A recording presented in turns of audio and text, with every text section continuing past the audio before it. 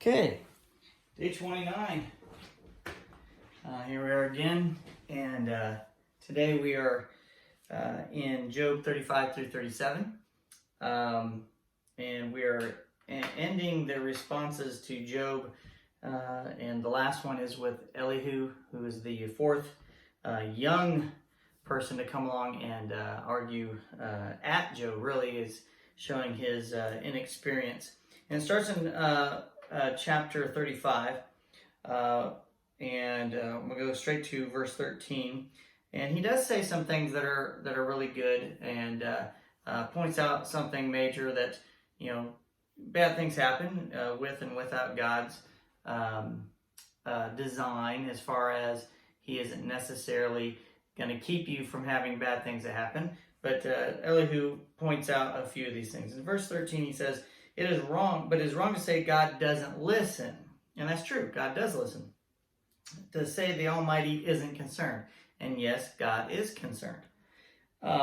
In verse 16, "But you are talking nonsense, Job. You have spoken like a fool." I mean, here's his inexperience, and really the inexperience of all four of them, and everybody else who would be looking at this, is that he still doesn't get what's happening, and nobody really knows. And of course, in this time, they judge people for all the bad things that happen. In verse 5 of 36, "God is mighty, but he does not despise anyone.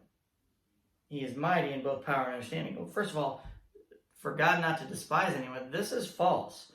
He despises sin. He loves the sinner, but hates the sin. But you also need to recognize all the things he did to his own people as we start to read through Exodus and Deuteronomy and Numbers and all of these things, in Joshua, all these things that we're going to be reading about what he does that really people have angered him, and he's like, fine, you're done, and he takes them.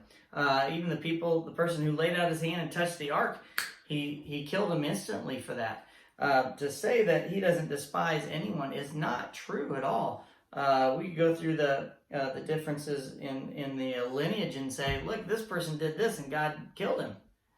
This is inexperience and misunderstanding on Elihu's part. Chapter 37, we go to verse 14.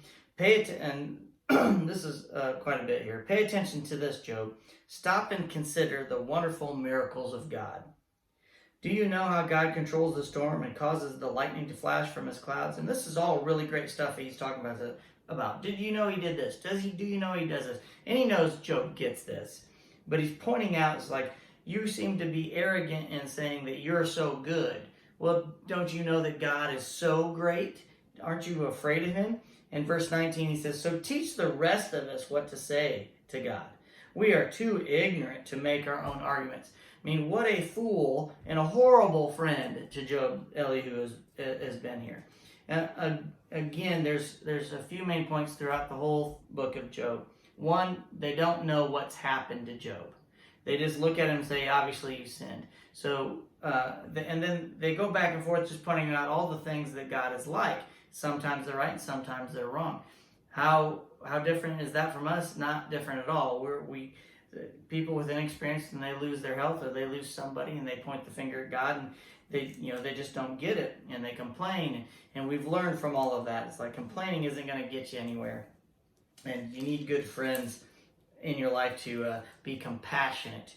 And I think the book of Job is a good lesson on, show some people some compassion. And end with the last verse in chapter 37, verse 24.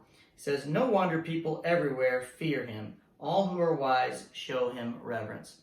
Yes, that is a very good point that Elihu makes. And the very next chapter that we're going to get to tomorrow and the next day is God answers Job. So finally, we get to this point where we're like, gosh, I wonder if Job's going to get hit by lightning with all the stuff he's saying. I wonder if all four of them, plus Job, is going to get hit by lightning from all the arrogance that they've been saying. Chapter 38 tomorrow begins with God's answer. So I can't wait to have that happen. See you tomorrow.